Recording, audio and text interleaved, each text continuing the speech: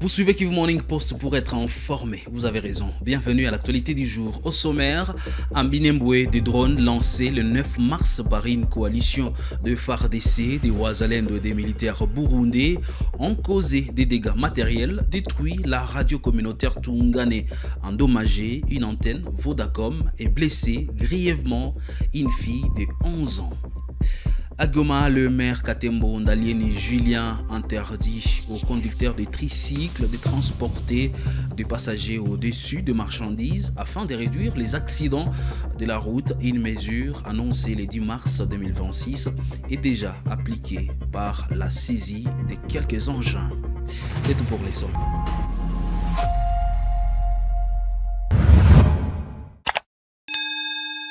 Bienvenue à l'actualité du jour. On commence à Minembwe. Deux drones lancés le 9 mars par une coalition de forces armées de la République démocratique du Congo, du Wazalendo et des militaires burundais ont causé des dégâts humains et matériels dans les centres de la localité. Les frappes ont détruit le bâtiment de la radio communautaire Tungane.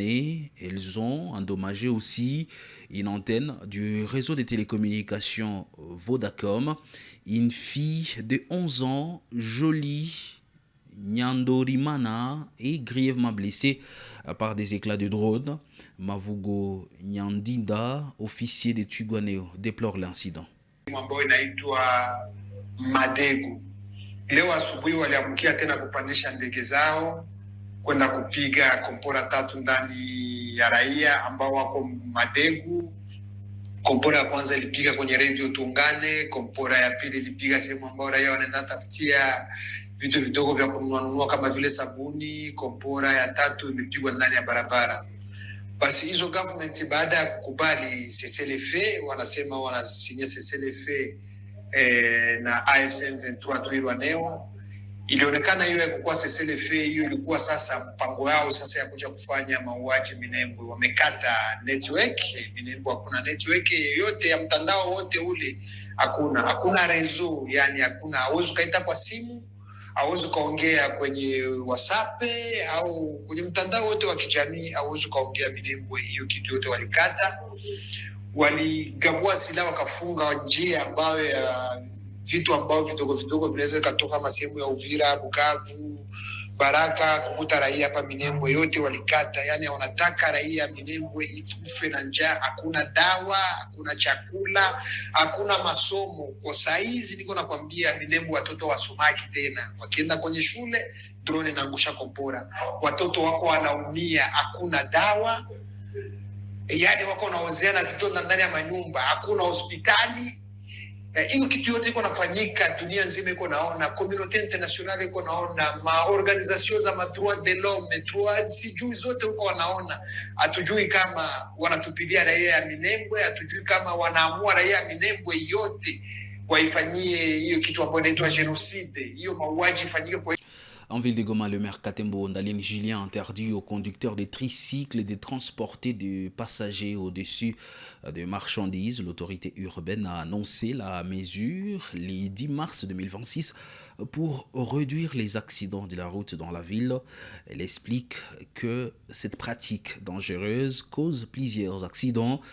La mairie a saisi déjà quelques tricycles pour faire respecter la décision.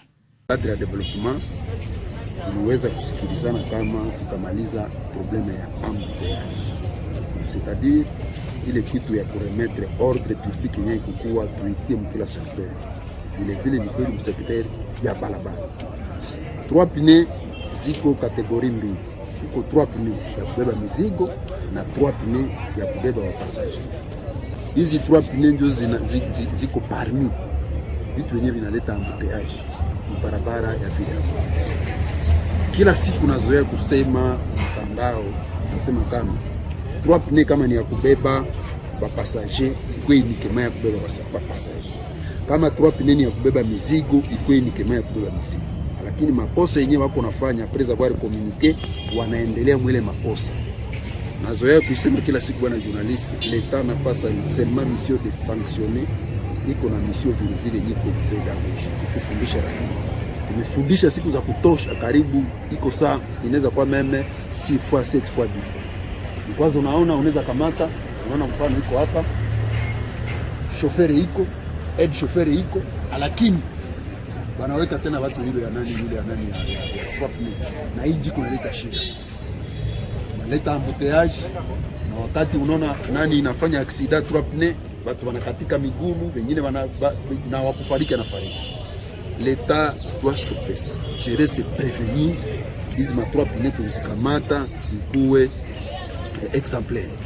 Ni kusema yenye nani yenye marchandise hii ma-article bataibeba, mais moto na chauffeur banakuwa sanctionné. Tunaweza fanya nabo 3 jours, 4 jours, tout plus une semaine, tunarudishia mtu moto yake bila amande. Ile kama ni 4, 5 jours, 7 jours hatumike, inaweza kuevee kusiasa yake kusema arudie tena kumustari. Inakatazwa sana moto ya 3 pine ya mizigo tena ipeleke itie watu juu. Moto ya 3 pine kama ni ya kubeba watu ni taxi, ikuwe ni kema ya taxi, ile yenyewe tunaita bajaji ya 3 pine. Moto kama ni ya kubeba mizigo, ikuwe ni kema ya kubeba mizigo, na ya kubeba mizigo itakuwa na chauffeur na head chauffeur, kwa inaishia pale. Lakini kusema sasa ikuwe na chauffeur, head chauffeur na mwenye mizigo aende yulu, ile ndio tunakataza. À Bunia, une délégation du système des Nations Unies a échangé avec le gouverneur de l'Ituri sur la gouvernance, la sécurité, la cohésion sociale et la justice transitionnelle. La rencontre visait à appuyer la province dans la mise en œuvre de la stratégie des solutions sécuritaires durables. Et Christiana Hojos a annoncé que la MONUSCO mènera des analyses pour proposer des solutions sécuritaires adaptées. Reportage. La bonne gouvernance, la sécurité, la cohésion sociale et les questions liées à la justice transitionnelle ont été au centre des échanges effectués entre une délégation du coordonnateur résident du système des Nations Unies en RDC et les gouverneurs militaires de l'Ituri. Cette rencontre s'est inscrite dans le cadre de l'appui de l'administration militaire dans la mise en œuvre de la stratégie des solutions durables. On va travailler cette semaine avec les analyses, mais on a invité le gouverneur pour aller à Kinshasa pour faire une présentation de la stratégie des solutions durables au gouvernement central et pour avoir un dialogue politique et stratégique avec le gouvernement central sur les besoins et sur la concrétisation aussi de cette stratégie. À cette occasion, Madame Christina Hojos, conseillère au sein de cette composante de la MONUSCO, a fait savoir que des analyses seront menées afin de proposer des solutions appropriées aux problèmes sécuritaires de l'Ituri. On est ici avec une délégation qui vient de Kinshasa, du système des Nations Unies, et c'est pour appuyer le gouvernement dans la stratégie des solutions durables qui était développé l'année dernière et était approuvé par les gouvernements en décembre 2025.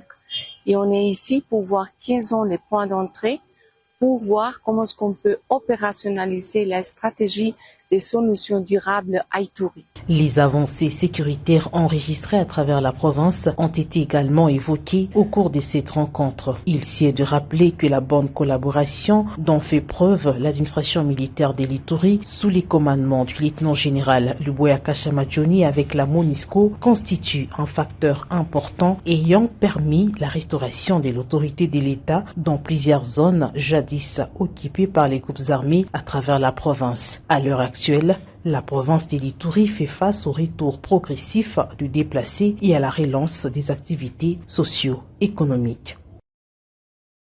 Rendons-nous à Lubumbashi. La maire AI Joyce Tunda a remis 8 véhicules à la police d'hygiène pour renforcer la salubrité urbaine.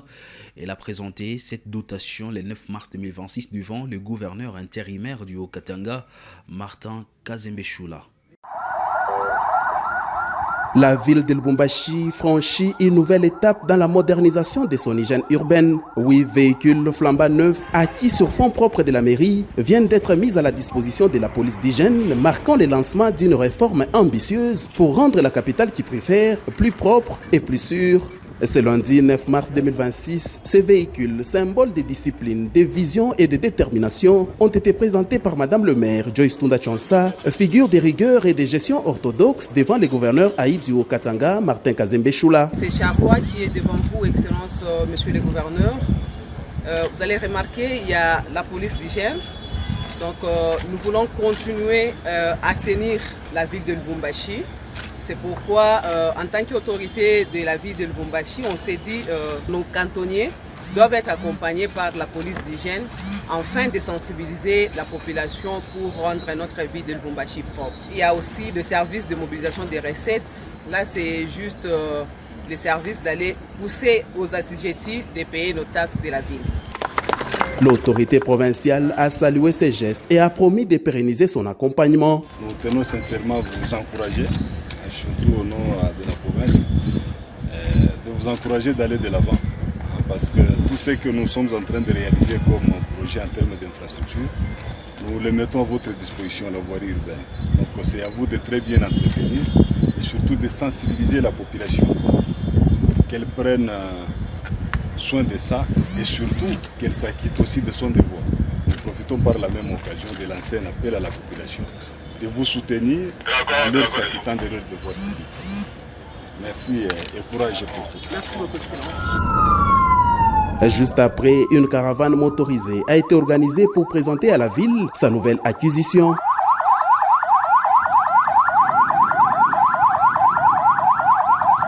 Par ces gestes, Lubumbashi affirme sa volonté de renforcer ses moyens d'action et de traduire en acte la vision d'une ville salubre, moderne et exemplaire.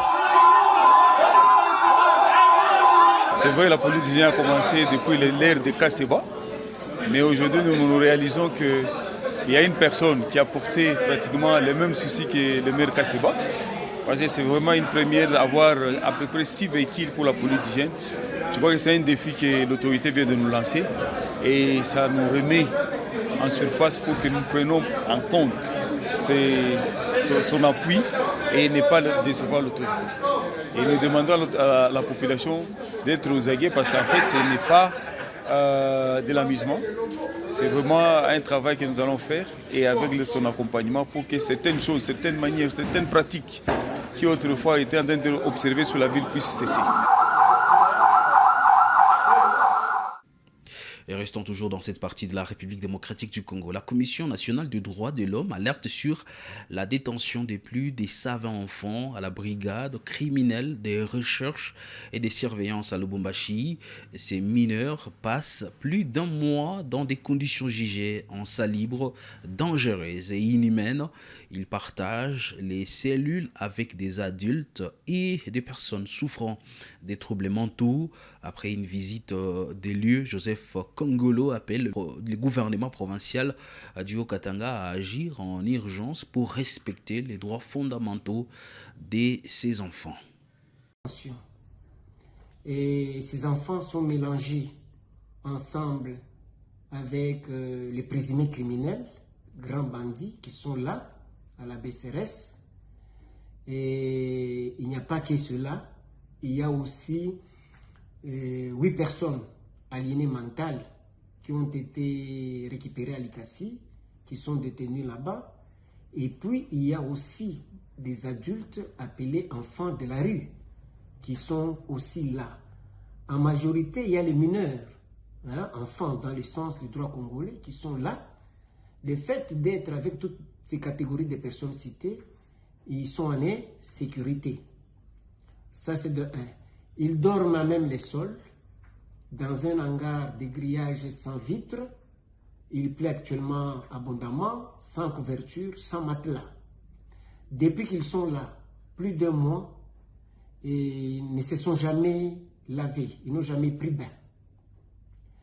Et je vous informe sur les 130 enfants. Aujourd'hui, ils sont restés à 120.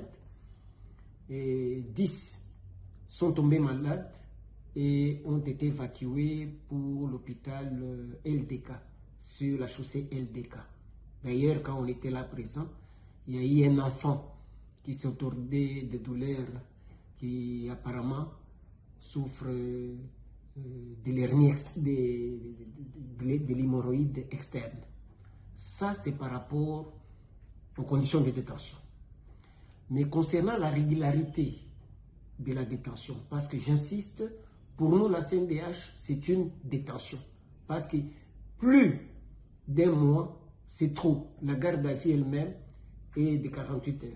Si c'était vraiment l'opération Kanyama-Kasese, évacuer les enfants de la ville de Lubumbashi vers Kanyama-Kasese, il ne devait pas faire plus d'un mois. Et aussi, il faut faire la part des choses. Parmi les enfants qui sont là, plusieurs sont mineurs. On ne nous a pas dit qu'il y avait des mineurs en conflit avec la loi. S'il y a des mineurs en conflit avec la loi, leur place est au tribunal pour enfants. Mais les autres mineurs qui ne sont pas en conflit avec la loi, leur place c'est soit en famille, soit dans des centres d'accueil d'enfants. Parce que plusieurs enfants nous ont déclaré qu'ils avaient leur famille.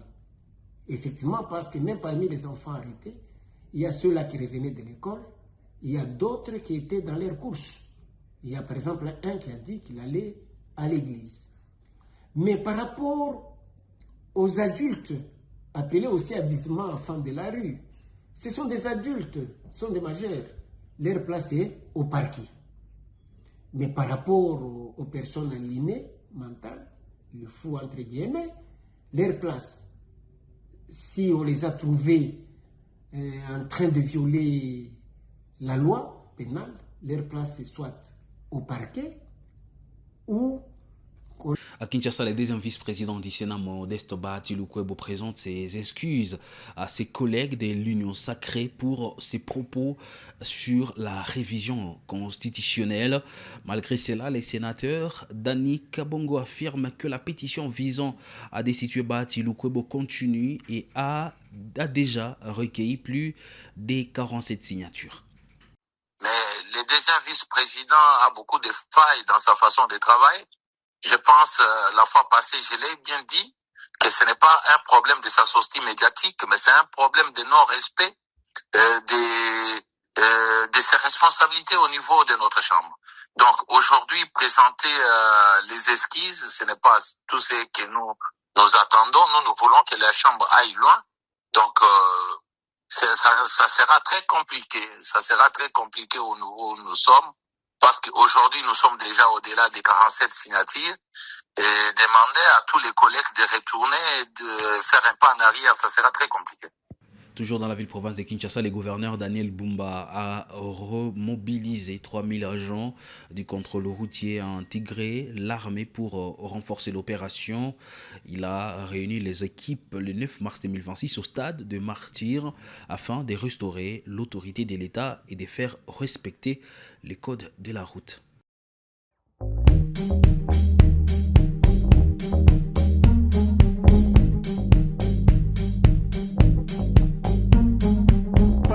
Maman, bote na bino. Programme Oyo, ils ont un objectif principal. Il y a pour établir ordre dans la circulation routière. De constater relâchement économique au quota. Relâchement économique et l'ingénieur que c'est ciment. Il ne faut pas topper sa place dans le relâchement. Si on topper sa place dans le relâchement, tozongi ciment. Nentina, na ben 5 millions les loyaux. Pour te bako solo là, natina te musala et tambola malam.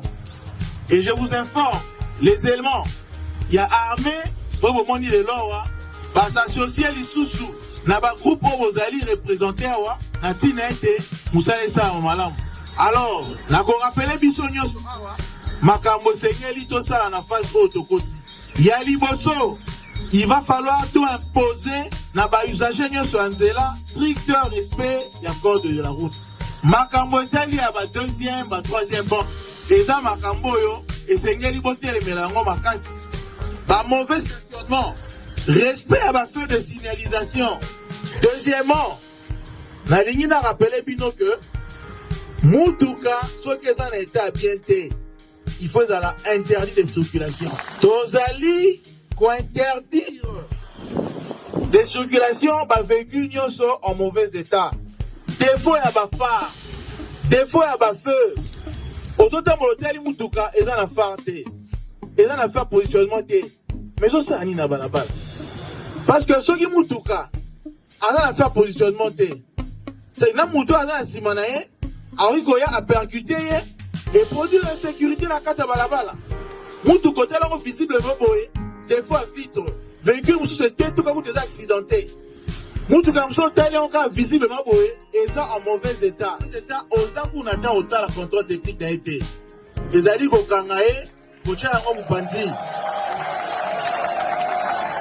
zala courtois mais ferme parce que mutu nyonso ayebi ke paima na balabala esengeli na ye kozala na permis kozala na assurance kofuta vignette soki asalaka transport kofuta autorisation na ye ya transport tokorenforce bino lisusu na baers na bambasu pour permettre que coercition ezala makasi bagrand camion na bamituka livraison de 5h à 22h ezali autorisé te lundi mardi na mercredi baheure nyonso etikali na mikolo etikali libre à eux de circuler donc soki omoni mutuka ezosala livraison ya mai ya masanga na mikolo esengebeli te okanga yango